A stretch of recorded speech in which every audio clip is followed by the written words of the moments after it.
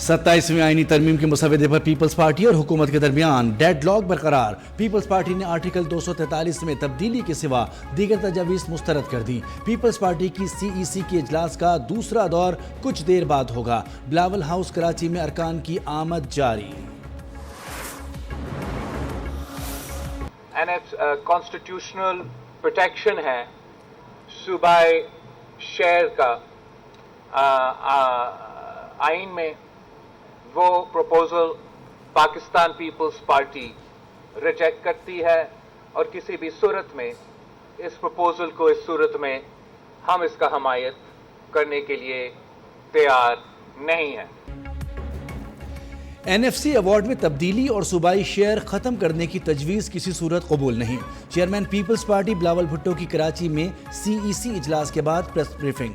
کہا کہ میثاق جمہوریت میں تھا کہ آئینی عدالت ہونی چاہیے۔ آئینی عدالت پر رائے یہ ہے کہ چاروں صوبوں کی برابر نمائندگی ہو۔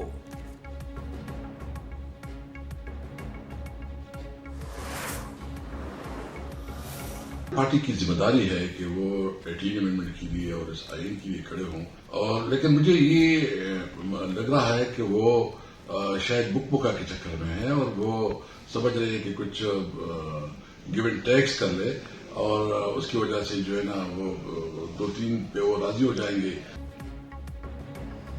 PTI رہنما اسد قیصر نے کہا ہے کہ پیپلز پارٹی 27ویں آئینی ترمیم پر لین دین کر کے مکمکا کے چکر میں ہے۔ 27ویں آئینی ترمیم پیپلز پارٹی کی سیاست کا سوال ہے۔ PP کو اس پیکج کو مکمل طور پر مسترد کرنا چاہیے۔ اسلام آباد ہائی کورٹ میں میڈیا سے گفتگو میں اسد قیصر نے کہا کہ KP ہاؤس میں پولیس کا چھاپا نفرت بڑھانے کے مترادف ہے۔ آئینی تحفظ والی جگہوں پر ایسی کارروائیاں فیڈریشن کو نقصان پہنچاتی ہیں۔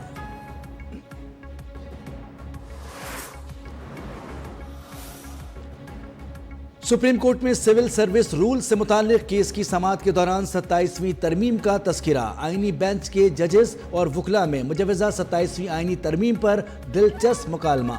استفسار کیا کہ کیا یہ کیس آج ختم ہو جائے گا۔ وکیل فیصل صدیقی نے جواب دیا کہ میرے خیال سے آج شاید کیس ختم نہ ہو پائے۔ وکیل فیصل صدیق نے نام لیے بغیر 27ویں آئینی ترمیم کا تذکرہ کر دیا۔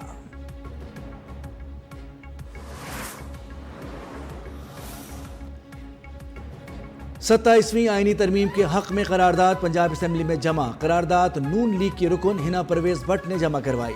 متن میں کہا کہ ایوان 27ویں آئینی ترمیم کی مکمل حمایت کرتا ہے۔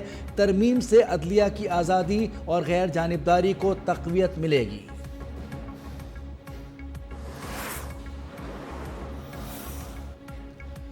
انیس سو 73 کے آئین پاکستان میں اب تک 26 بار ترامیم کی جا چکی۔ ذوالفقار علی بھٹو کے دور میں 7 ترامیم، محمد خان جنیجو دور میں 3، نواز شریف کے ادوار میں 8 ترامیم ہوئیں۔ وزیر اعظم شہباز شریف کے دور میں بھی 1 ترمیم، شاہد خاقان عباسی اور بانی PTI کے ادوار میں 2 آئینی ترامیم ہوئیں۔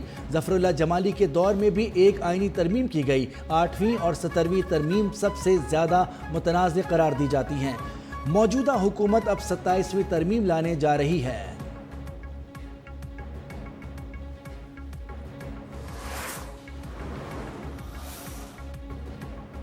وزیر اعظم شہباز شریف دورے پر آذربائیجان پہنچ گئے۔ باکو میں یوم فتح کی 5ویں سالگرہ تقریب میں شرکت کریں گے۔ آذربائیجان کے صدر الہام علیوف سے ملاقات ہوگی۔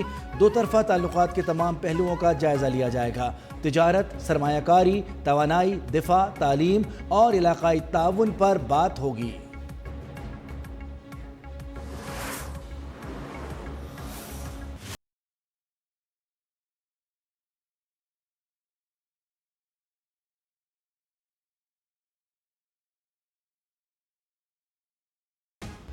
استنبول مذاکرات میں پاکستان کے شواہد پر مبنی مطالبات ثالثوں کے سپرد۔ مطالبات کا واحد مقصد سرحد پار دہشت گردی کا خاتمہ۔ ثالثوں نے پاکستان کے موقف کی مکمل تائید کر دی۔ شواہد اور بین الاقوامی قوانین کی بنیاد پر موقف درست قرار۔ ثالث افغان طالبان وفد کے ساتھ نکات وار بات چیت کر رہے ہیں۔ سوشل میڈیا پر گردش کرنے والی اطلاعات کی تردید۔ افغان اکاؤنٹ سے پھیلائی جانے والی خبریں محض قیاس آرائیاں قرار۔ حکام کے مطابق غلط معلومات پھیلانے کی کوشش ناکام بنائی جائے گی، حکام کا دعویٰ۔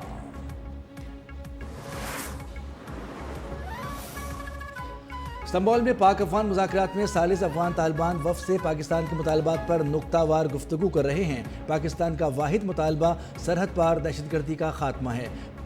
پانی پاکستان کی بقا کا معاملہ ہے، سنتاس معاہدے کی خلاف ورزی کسی صورت قبول نہیں۔ ترجمان دفتر خارجہ کی ہفتہ وار بریفنگ، کہا کہ صدر مملکت نے کشمیریوں کی آواز عالمی سطح پر بلند کی۔ وزیر اعظم کے دورہ آذربائیجان میں دو طرفہ تعلقات کے تمام پہلوؤں پر تبادلہ خیال کیا جائے گا۔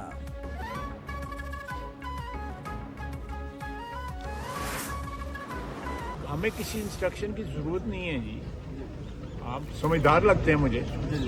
یہ ہماری ضرورت ہے، افغانستان کی بھی ضرورت ہے، ہماری بھی ضرورت ہے، اور اس ریجن کی، اس خطے کی بھی ضرورت ہے کہ امن قائم ہو۔ وزیر دفاع خارجہ محمد آصف نے کہا ہے کہ ہمیں اقوام متحدہ سمیت کسی کی ہدایات کی ضرورت نہیں ہے۔ پاکستان افغانستان کی اور اس خطے کی ضرورت ہے کہ امن قائم ہو۔ جو بھی وہ زبانی یقین دہانیاں کروا رہے ہیں، اگر وہ کسی معاہدے کا حصہ بن جاتی ہیں تو وہ دونوں ممالک اور خطے کے لیے بہت اچھا ہوگا۔ ہم چاہتے ہیں کہ تجارت ہو اور خوشحالی ہو۔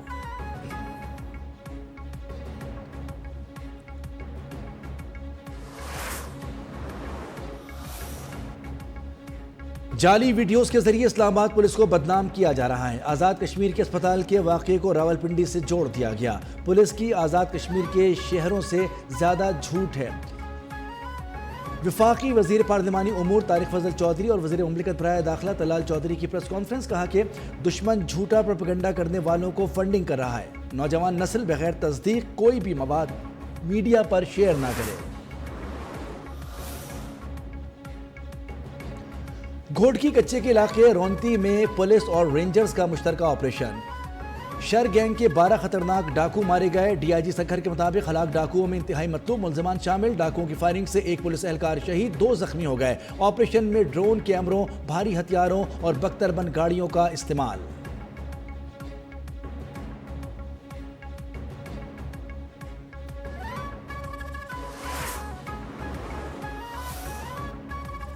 خیرپور میں مہران ہائی وے پر خوفناک ٹریفک حادثہ۔ فیض گنج میں کوٹ لالو کے مقام پر تیز رفتار ٹرالر نے موٹر سائیکل سوار کو کچل دیا۔ 4 افراد موقع پر دم توڑ گئے۔ جان سے جانے والوں میں ماں اور 3 بچے بھی شامل۔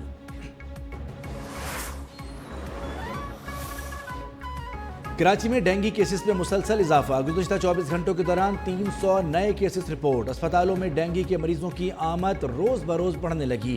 محکمہ صحت کی شہریوں کو احتیاطی تدابیر اختیار کرنے کی ہدایت۔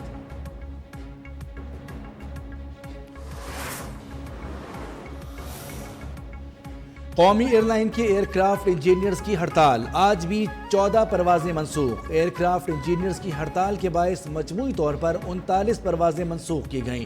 حکام کے مطابق پروازوں کی منسوخی کے ساتھ ساتھ قومی ایئر لائن کی پروازوں میں تاخیر کا دورانیہ بھی اب 13 گھنٹے تک چلا گیا ہے۔ تنخواہوں میں اضافہ نہ کرنے پر احتجاج کیا جا رہا ہے۔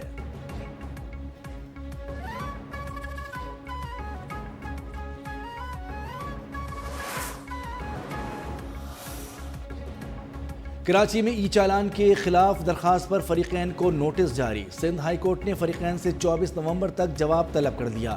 امیر جماعت اسلامی کراچی منم ظفر اور دیگر نے درخواست میں موقف اختیار کیا کہ ای چالان مصنوعی ذہانت اور CCTV نظام کے تحت بھیجے جا رہے ہیں۔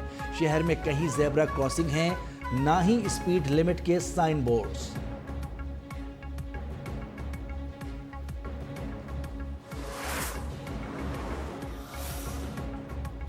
پاکستان اسٹاک ایکسچینج میں ٹریڈنگ کا گرین زون میں آغاز۔ کاروباری ہفتے کے 5ویں اور آخری روز بھی تیزی۔ کاروبار کے دوران 1200 سے زائد پوائنٹس کے اضافے کے ساتھ 100 انڈیکس 1,60,235 پوائنٹس کی سطح پر پہنچ گیا۔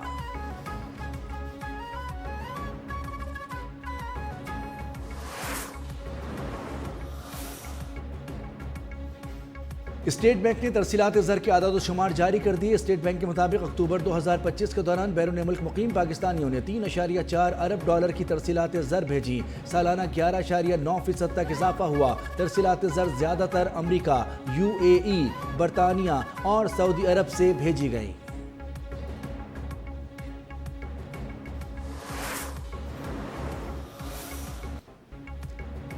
اسرائیلی فورسز کی جانب سے غزہ امن معاہدے کی خلاف ورزیاں جاری، فائرنگ اور گولہ باری سے مزید 2 فلسطینی شہید، شجاعیہ میں کھدائی کے بعد ایک فلسطینی کی لاش نکال لی گئی۔ غزہ میں شہداء کی مجموعی تعداد 68,875 تک پہنچ گئی، 1,70,679 فلسطینی زخمی ہو چکے۔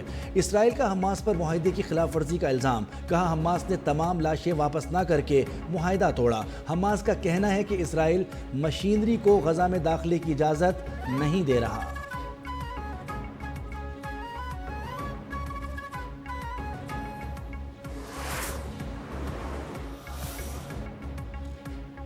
امریکی فوج نے منشیات اسمگل کرنے والی ایک اور کشتی کو نشانہ بنا ڈالا۔ منشیات اسمگل کرنے والے 3 افراد مارے گئے۔ امریکی وزیر جنگ پیٹ ہیکسٹ کے مطابق کشتی پر حملہ صدر ٹرمپ کی ہدایت پر کیا گیا۔ منشیات اسمگلنگ میں ملوث کشتیوں پر حملے جاری رہیں گے۔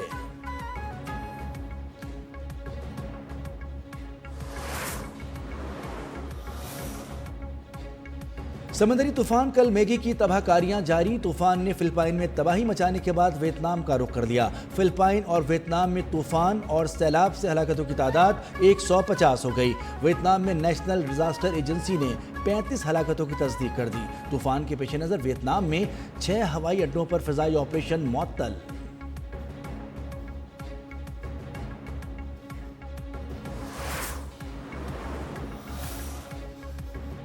پاکستان کرکٹ بورڈ کا سابق ٹیسٹ کرکٹر وہاب ریاض کو قومی وومن ٹیم کا ہیڈ کوچ لگانے کا فیصلہ۔ تقرری کا اعلان آئندہ چند روز میں کر دیا جائے گا۔ اس سے قبل وہاب ریاض سلیکشن کمیٹی کے رکن، سینئر مینیجر اور مینٹورز کے ہیڈ رہے۔ وہاب ریاض نے پی سی بی کے لیول 2 کوچنگ کورس کے ساتھ آئی سی سی کی کوچنگ ورکشاپ میں شرکت کی۔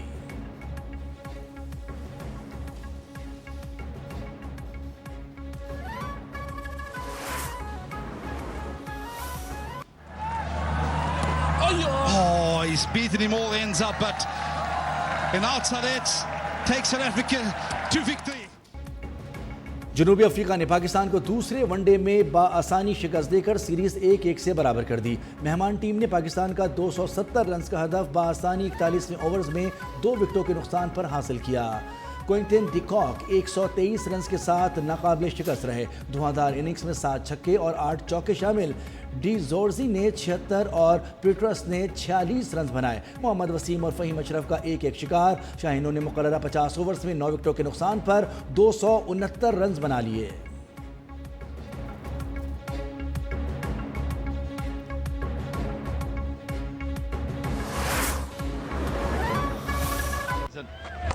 Down the leg side, a freebie over square leg.